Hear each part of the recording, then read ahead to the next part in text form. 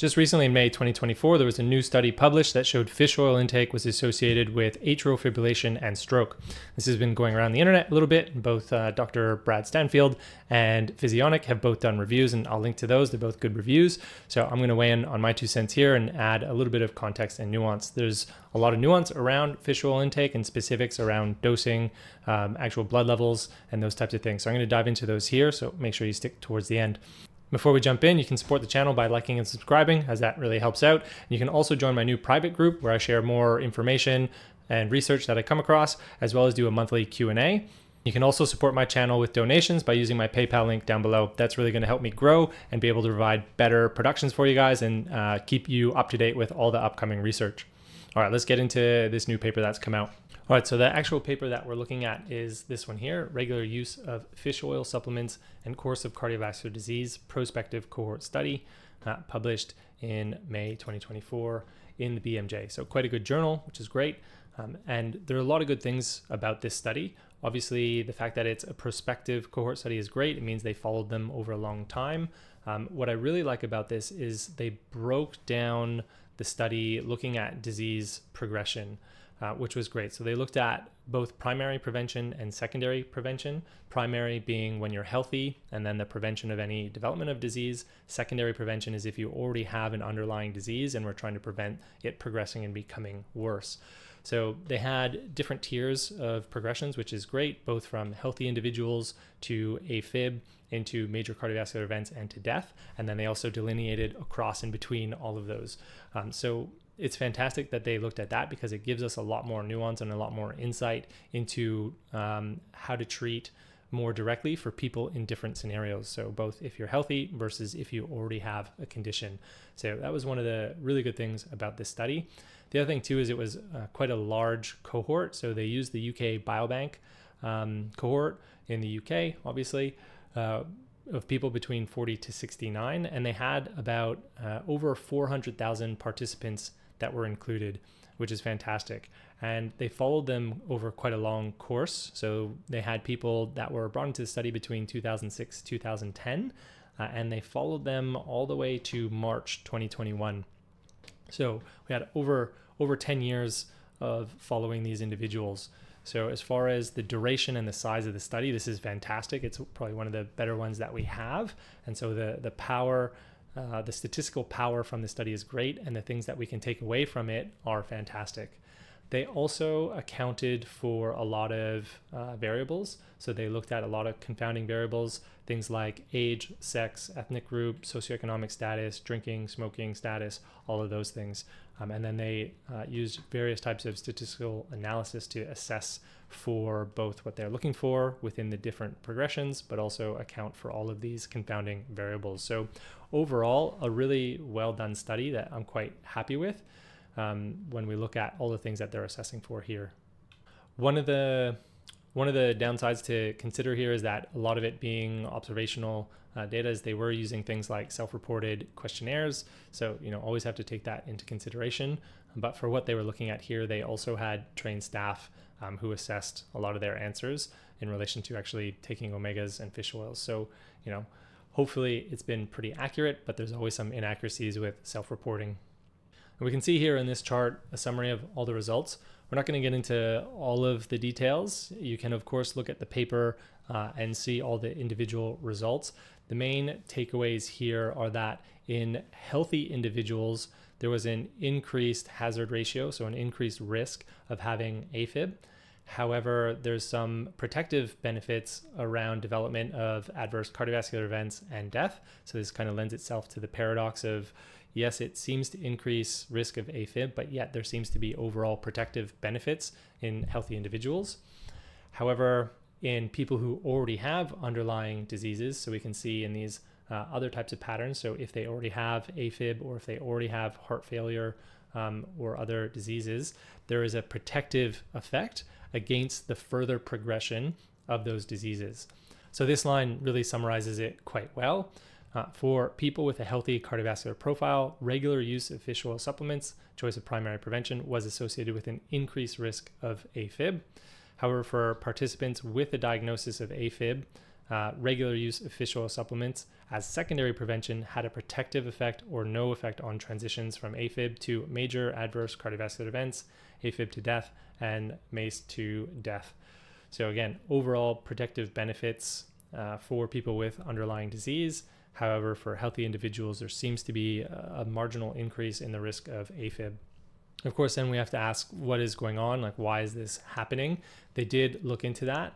There is a previous paper that they referenced here where what they showed was that an increase in polyunsaturated fatty acids in the cell membrane increase the fluidity and affect the sodium, potassium, ATPase ion pumps, which can affect the actual rhythm of the heart.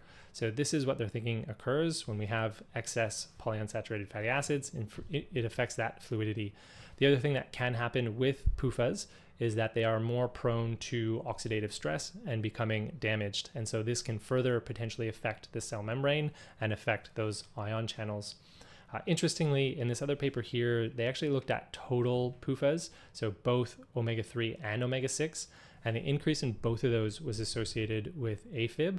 And surprisingly, what this paper also found was that an increase in saturated fatty acid content and monounsaturated fatty acid content had a protective effect against AFib. So those with higher saturated fats and mono had less atrial fibrillation. And again, this lends itself to the cell membrane fluidity theory, because the more saturated fatty acids and monounsaturated fatty acids we have, the more rigid and stable that cell membrane becomes, versus when we have more polyunsaturated, it becomes more fluid and more prone to disruption. So that's interesting, because when we consider the narrative within cardiovascular disease and prevention, there's a lot of talk of reducing saturated fatty acids, but obviously we do need some of these within our body, both for our cell membranes and for many other things. So that was interesting.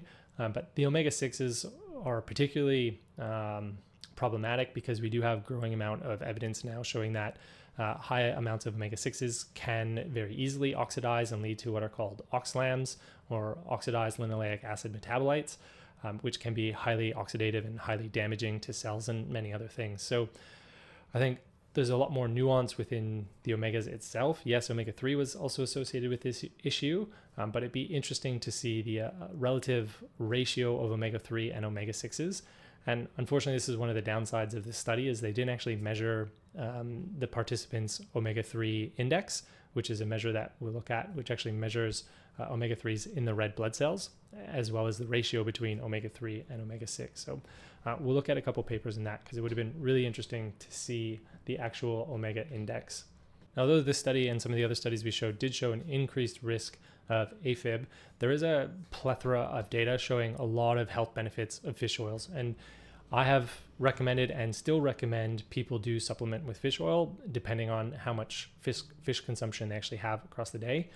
And that's because there is so much beneficial data on it, ranging from cognitive benefits, prevention of neurodegenerative disease, for depression, for fertility, and for growing kids in the development of their brain. There are a lot of benefits, as we can see here, within fish oil, and there's a lot of papers to support taking it. So we need to consider that in the context of this increased risk of AFib and weigh the pros and cons.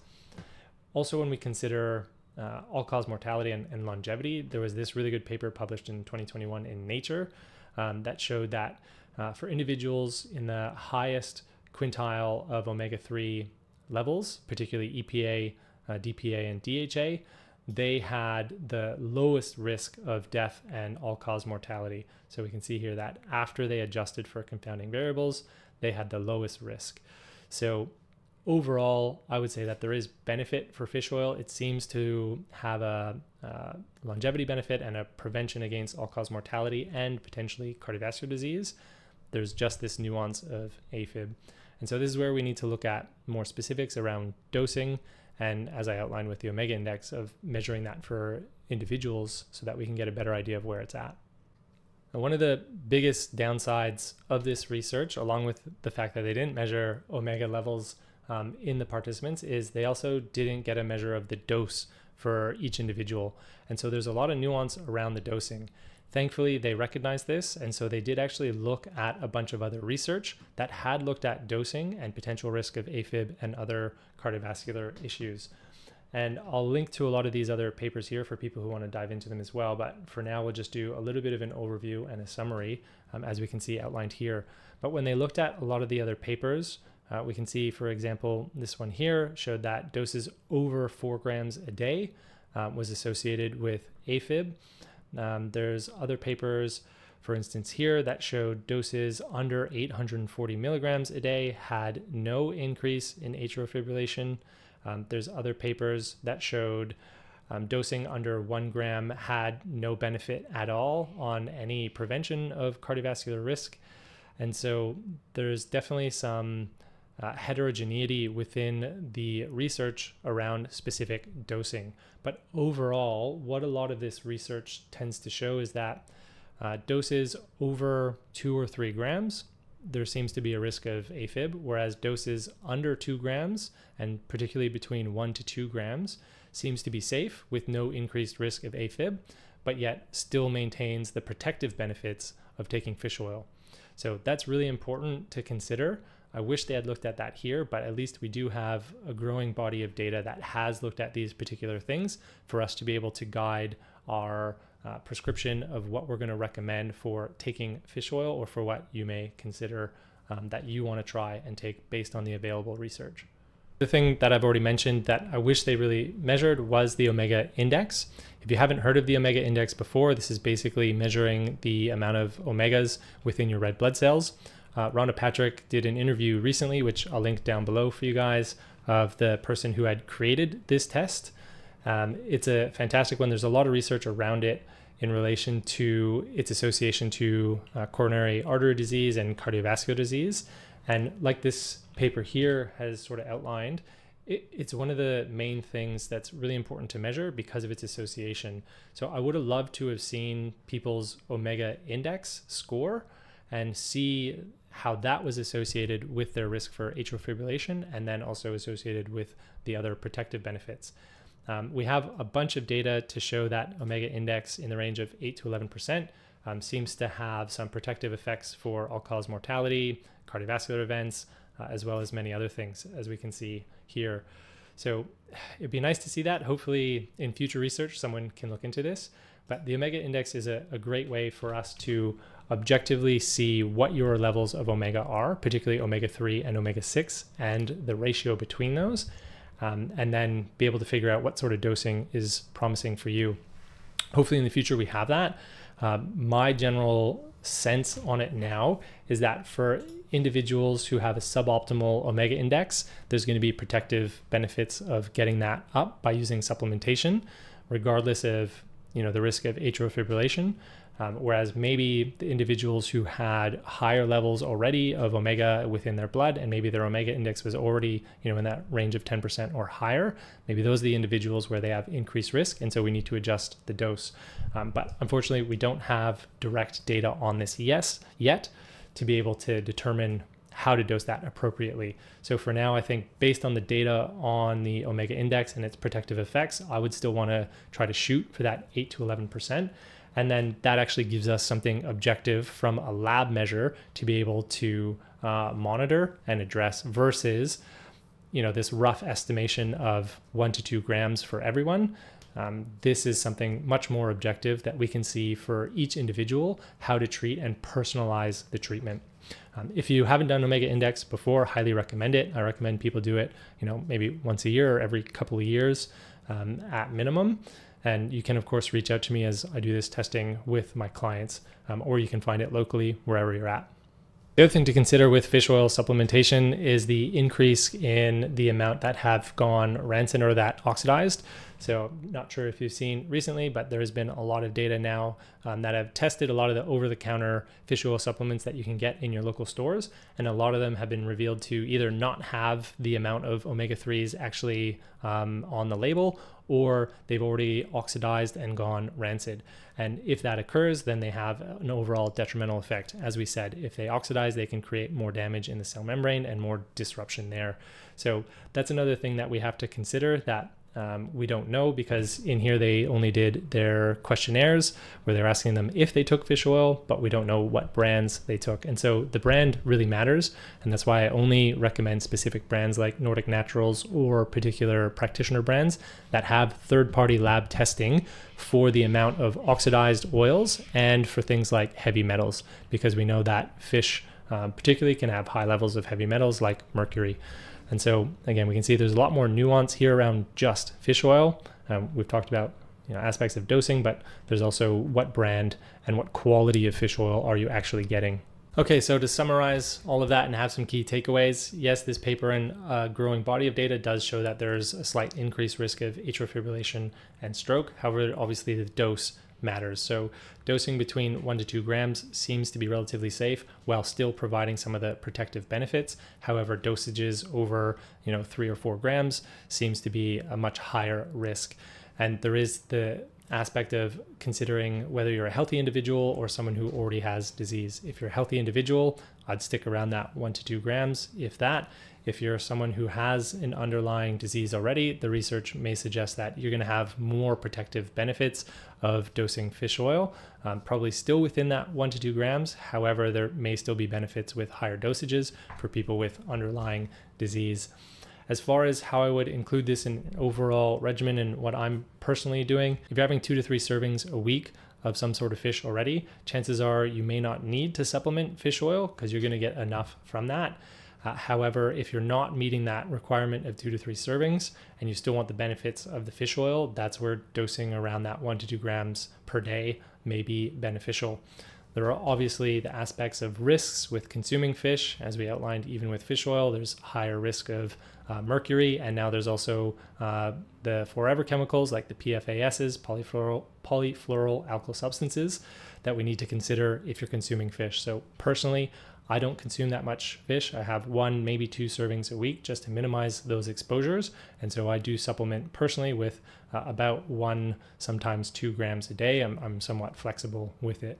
Ultimately, I think the best approach is to get your omega index measured and to actually see where you sit. If you're within that 8 to 11% just through diet without supplementation, then that's great. You probably don't need to add extra supplements. However, if you're under 8%, then it may be a factor where you want to consider supplementing within that ranges to get you back into that 8 to 11%.